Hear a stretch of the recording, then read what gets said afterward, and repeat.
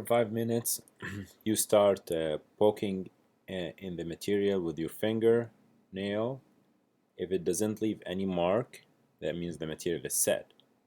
Now you want to remove the tray from the patient mouth. If you start trying to remove it, guess what? You will rip the impression post. Honestly, you cannot remove it like that. You have to loosen the screw. Again, get your thumb there and unscrew the impression post anti-clockwise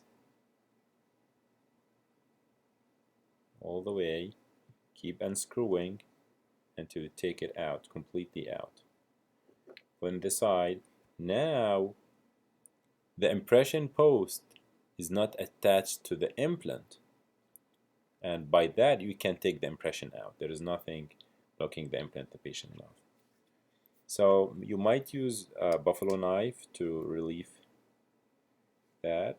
So we'll see that how it goes.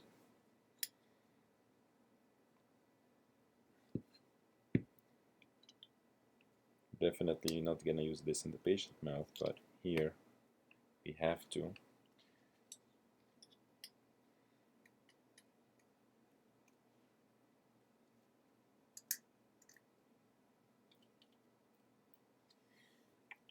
So I was putting my buffalo knife in the back and push it up.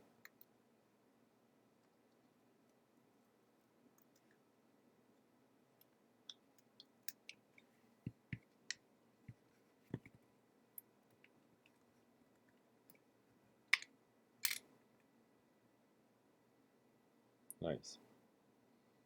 So yeah.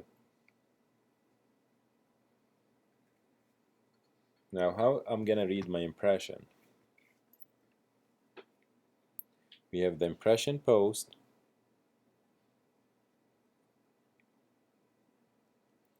and this is excess material, we can trim it off. The proximal contact are captured, the adjacent teeth. We have 5 mm below the CJ on both sides. All the occlusal surfaces are there with no voids, no distortion, no show through.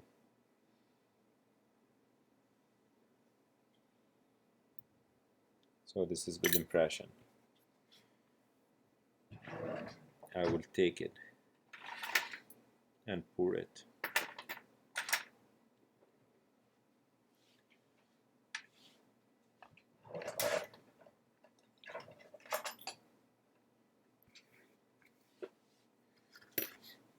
While I'm checking my impression, remember this is a patient, the tissue will collapse on you.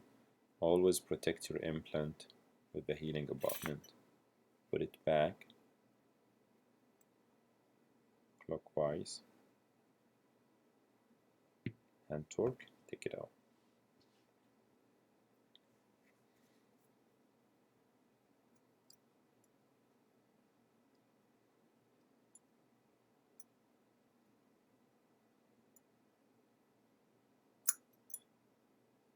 So now the next step is to pour this impression. You dismiss your patient. After you're satisfied with your impression, you take an impression of the opposing. Definitely you need an opposing arch as well, a shade for the restoration. Now we are ready to pour the impression. Patient goes home. We have that. We need to attach the abutment, the implant analog. Again, open your bone level kit and you will find the implant analog. Again, the implant analog, the only thing that the implant analog do, like this is real implant and this is the implant analog. It's just the platform. You see, they don't match the length. The thread design is not expressed here. Those are retention features to make that.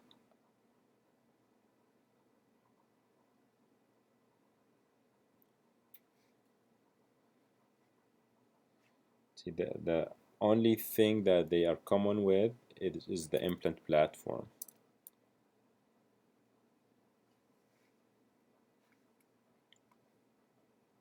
They have different length, different dimensions. The platform is the same.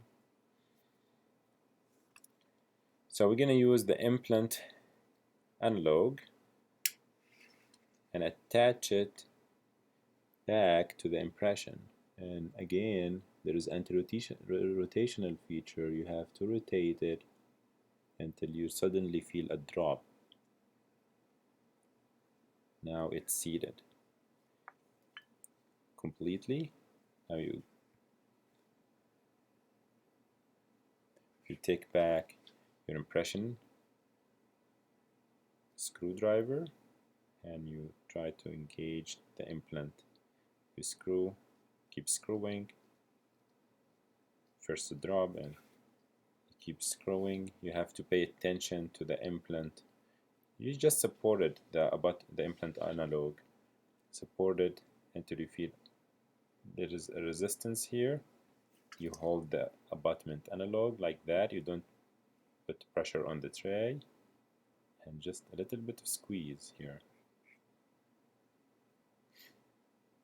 If you are twisting so hard and you felt everything twisted inside the impression material, you have to do it again. Guess what? Because the hex now, the timing of the hex now is changed, and you cannot make a crown on that. And this is one of the disadvantages of closed tray impression. If it wiggles or not, we need an accurate impression. If it rotate or wiggle, you need to have to do it again. Now this impression is not ready to be poured yet. We need to create a soft tissue, artificial soft tissue or artificial gingiva. We call it tissue moulage. So before you apply the tissue moulage, we have to lubricate the impression.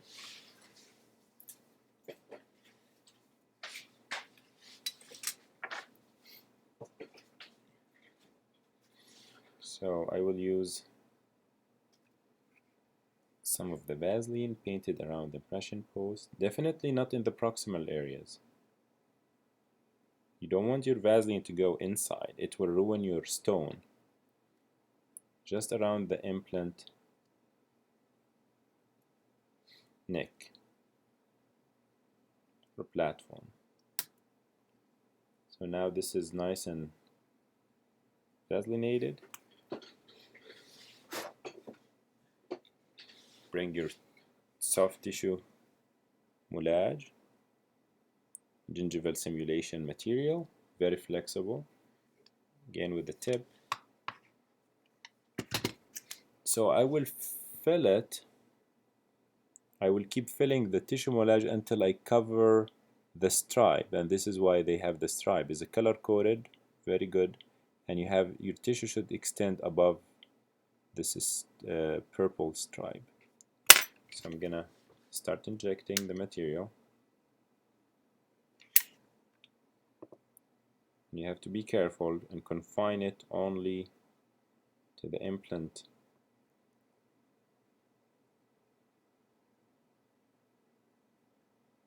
All the way to from the buccal surface to the lingual surface.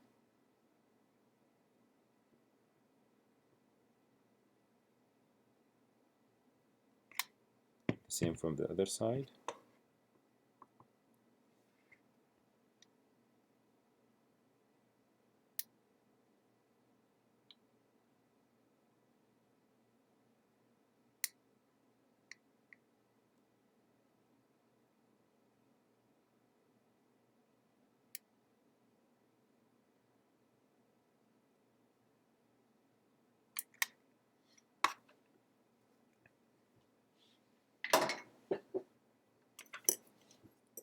Anything that covers the tooth, you can put Vaseline on your instrument, like that.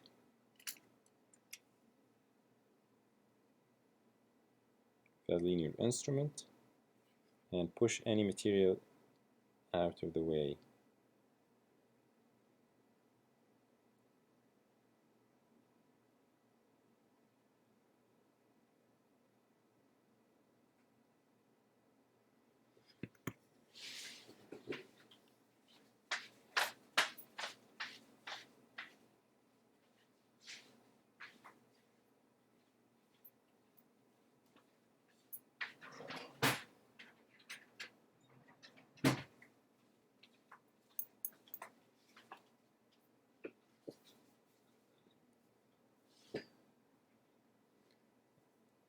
If you have any excess material that covers part of your crown, like adjacent teeth, crown, or proximal areas, you can always go with the blade. Support the chin. It's not set yet, so it's hard to cut.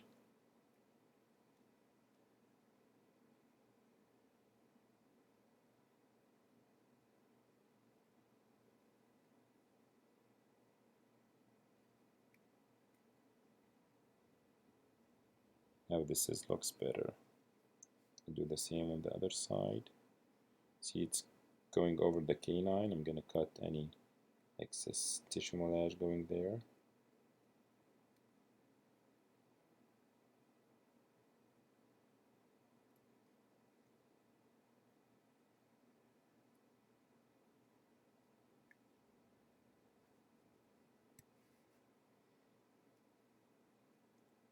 I think this should be decent. Good. Now you can block this space with wax and use the resin rock to pour the impression. Again, the retention features and the implant analog still exposed, not covered with tissue moulage. Tissue moulage is above the stripe. You can block this space with the wax. You can place a boxing wax to create some height for the impression and pour it. You can pour it with a resin rock. Once it sets, once it sets completely, you have to unscrew again the impression post.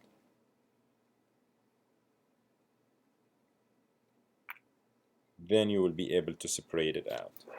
So the implant analog will stay in the cast. There is a tissue moulage here, and this is accurate reproduction of your patient anatomy here.